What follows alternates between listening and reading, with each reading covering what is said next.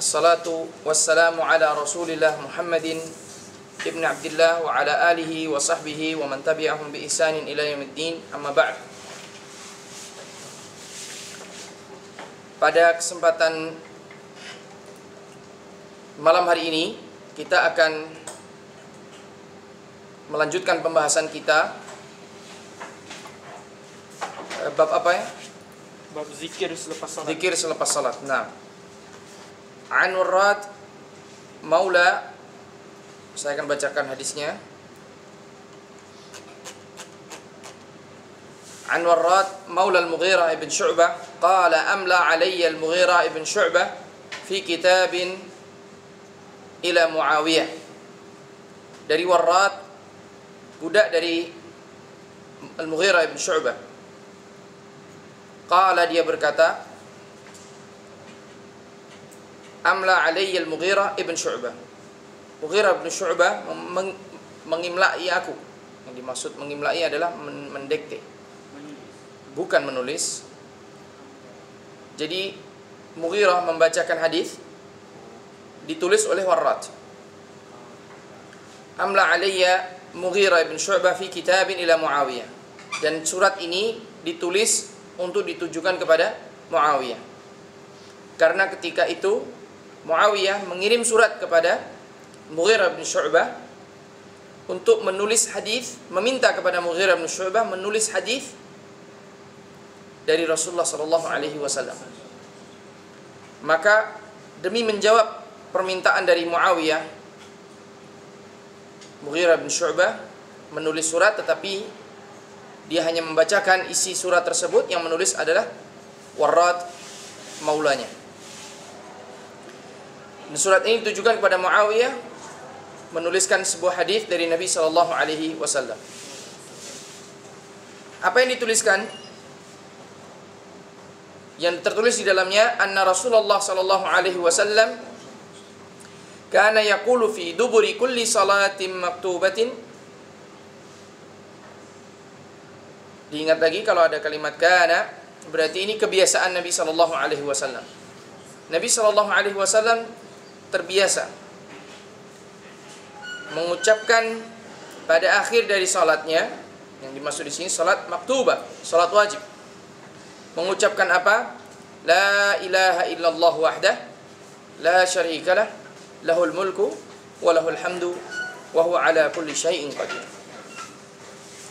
Allahumma la mani'a lima a'taita wa la mu'tiya lima mana'at wa la yanfa'u dzal jaddi minkal jadd.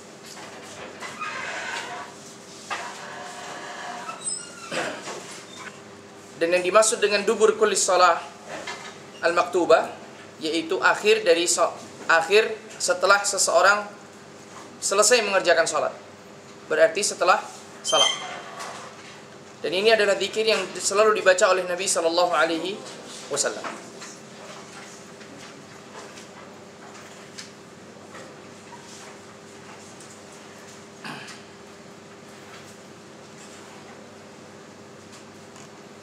Kemudian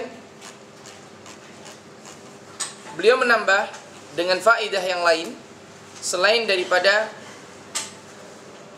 doa yang dibaca oleh Nabi sallallahu alaihi wasallam, yaitu sebelum itu kisah dari Warrad berkelanjutan, thumma wafattu ba'da dzalika ala Muawiyah. Warrad setelah menulis surat tersebut pergi menghadap kepada Muawiyah radhiyallahu anhu. Kemudian dia mendengar fasami'tuhu ya'murun nas bidzalik. Maka Warrad mendengar sendiri bahwasanya Muawiyah memerintahkan kaum muslimin di masa itu untuk mengerjakan apa yang telah diajarkan oleh Nabi sallallahu alaihi wasallam yang tertulis dalam surat itu. Dan di sini ada faedah yang besar, bahwasannya para sahabat Nabi sallallahu alaihi wasallam ketika mereka mendapatkan hadis dari Nabi sallallahu alaihi wasallam, apa yang mereka kerjakan? Mereka segera mengerjakannya dan segera mengajak kaum muslimin untuk mengerjakannya.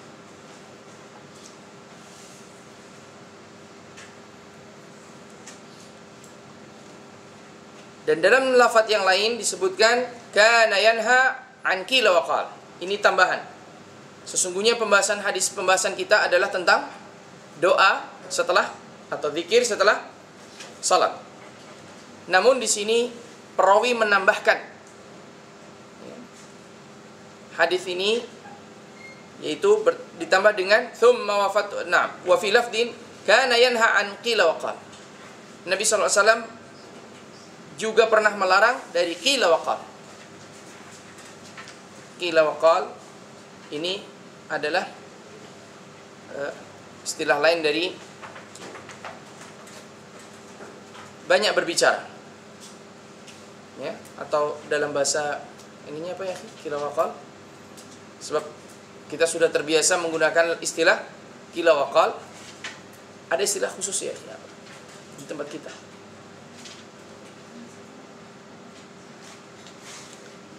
Jadi qila wa qal artinya adalah berbual tanpa faidah, berbicara tanpa faidah. Dan ini banyak sekali kita perhatikan sekarang. Seseorang menggunakan social network, menggunakan layanan-layanan internet tersebut untuk perkara yang kurang berfaedah. Jadi katakanlah seseorang makan di sebuah tempat, ya, melihat cara penataan makanan tersebut, dia foto makanan itu, kemudian ditulis makan soto Betawi namanya, ya, dengan kerupuk ini, dibalas. Kawannya membalas dengan kata-kata, wah sedap tuh. Balas lagi, memang sedap. Terus, dan seperti ini adalah termasuk qila wa qal. Ya. Atau umpamanya dia mendatangi sebuah tempat, kemudian memfoto tempat tersebut, atau dia dalam keadaan duduk di sebuah tempat, kemudian dia memfoto dirinya dan seterusnya, kemudian memberikan komentar, saya sedang apa, saya melakukan apa. Ini termasuk qila wa qal. Dan karenanya banyak sekali seseorang yang kehilangan barakah dari waktunya dari program ini. Dan ini bukan program kaum muslimin, tetapi program dari kufar. Sesungguhnya alat tersebut bisa dimanfaatkan untuk kepentingan dakwah, untuk kepentingan Islam, untuk kepentingan talabul ilm. Seperti ketika seseorang ingin membagi ilmunya, dia bisa mengirimkan sebuah hadis, dia bisa mengirimkan sebuah ayat, kemudian menyebutkan tafsirnya. Dan di sini dibalas sebagai bentuk pertanyaan.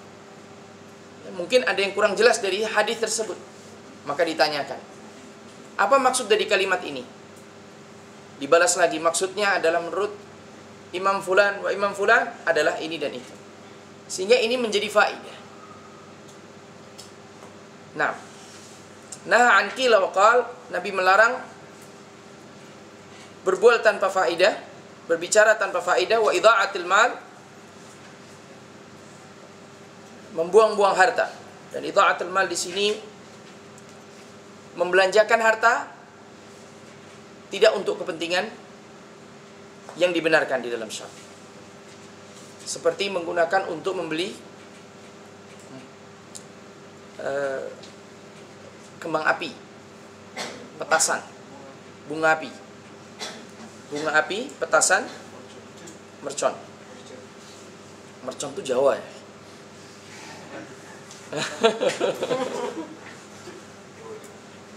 Jadi di tempat kita yang tahu mercon hanya orang Jawa. Kalau petasan dia memang bahasa Indonesia, tak tahu dari mana.